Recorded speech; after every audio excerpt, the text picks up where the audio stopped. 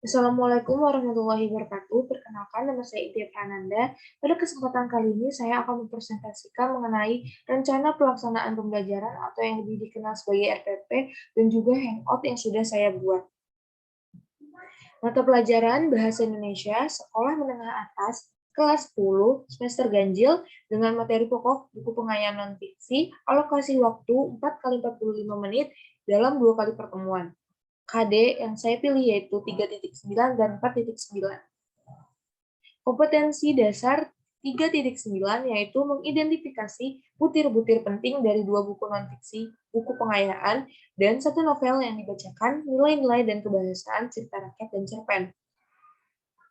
Untuk IPK atau indikator pencapaian kompetensi, yang pertama yaitu menyebutkan butir-butir penting dari 2 buku non-fiksi dan 1 novel sebagai indikator penunjang. Kedua, menjelaskan nilai-nilai dan kebahasaan cerita rakyat dan cerpen sebagai indikator kunci. Ketiga, menjelaskan persamaan cerita rakyat dan cerpen sebagai indikator pengayaan. Untuk materi pokok pembelajaran atau bahan ajar, yang pertama yaitu fakta, yaitu menampilkan contoh cerita rakyat atau novel yang mengandung nilai-nilai dan kaidah kebahasaan. Kedua, konsep. Cerita rakyat adalah cerita yang berasal dari masyarakat lampau yang kerap diperkenalkan kepada generasi berikutnya. Untuk metode dan langkah-langkah pembelajaran, yang pertama yaitu metode ceramah oleh guru. Jadi, guru ini menerangkan materi yang sedang diajarkan. Kedua, diskusi secara kelompok antara para siswa. Jadi, para siswa membentuk sebuah kelompok, kemudian mereka diskusikan. Ketiga, masing-masing kelompok membuat mind map terkait materi yang sudah ditentukan. Jadi, masing-masing kelompok membuat mind map terkait materi yang sudah ditentukan. Keempat, mempresentasikan hasil diskusi kelompok. Jadi, salah satu kelompok akan mempresentasikan hasil diskusinya. Kelima, sesi tanya jawab antara para siswa dengan siswa ataupun antara siswa dengan guru. Untuk bentuk penilaiannya yang saya pilih yaitu pilihan ganda dan uraian. Untuk kompetensi dasar 4.9 yaitu menyusun ikhtisar dari 2 buku non-fiksi atau buku pengayaan dan ringkasan dari 1 novel yang dibaca. IPK atau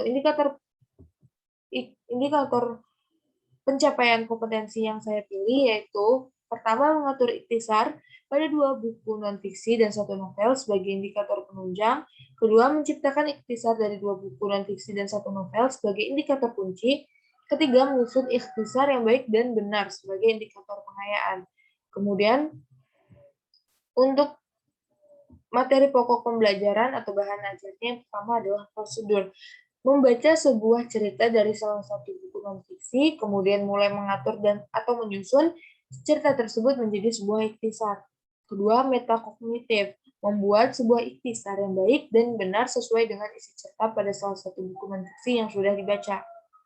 Metode atau langkah-langkah pembelajaran yang pertama yaitu metode ceramah oleh guru. Jadi guru ini menerangkan materinya. Kedua, memberikan tugas individu terkait materi ikhtisar. Jadi sang guru memberikan tugas individu terkait materi ikhtisar.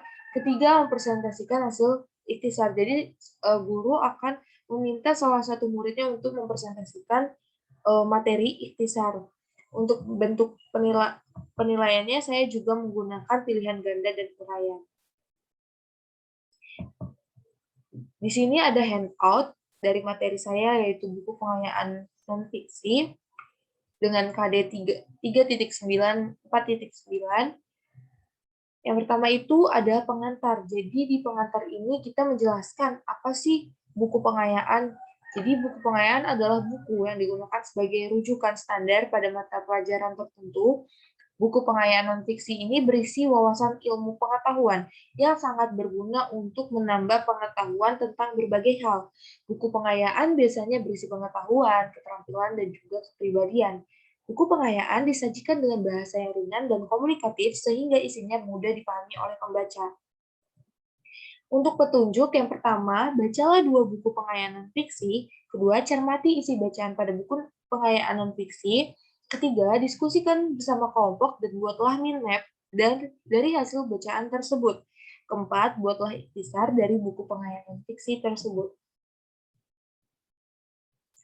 Kemudian uraian materi. Di sini ada poin-poinnya, yaitu pertama saya menjelaskan apa sih pengertian ikhtisar, kemudian ada ciri-ciri ikhtisar, fungsi dari ikhtisar, dan juga langkah-langkah untuk menulis ikhtisar yang baik dan benar.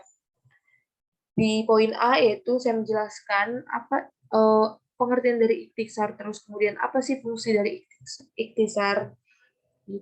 Untuk poin B, ciri-ciri ikhtisar yang pertama tidak mempertahankan urutan gagasan, kedua bebas mengkombinasikan sebuah kata-kata dengan syarat tidak menyimpang dari inti, ketiga tujuannya untuk mengambil sebuah inti.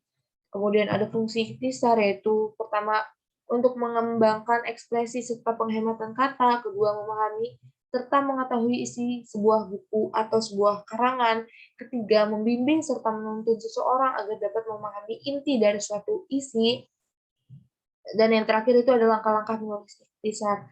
Langkah pertama yaitu mengenali identitas buku, kedua cermati isi dalam setiap paragrafnya, tiga menyusun kerangka tulisannya, keempat memeriksa tulisan aslinya. Untuk latihan soal, di sini saya memberikan dua contoh buku penghayatan non-fiksi. Buku pertama itu dengan judul Menaklukkan Media, penulisnya Andi Andrianto, penerbitnya Alex Media Komputindo di Jakarta tahun 2011, tebal bukunya 184 halaman. Di sini ada ringkasan dari buku tersebut. Untuk buku kedua dengan judul Gempa Literasi dari Kampung untuk Nusantara.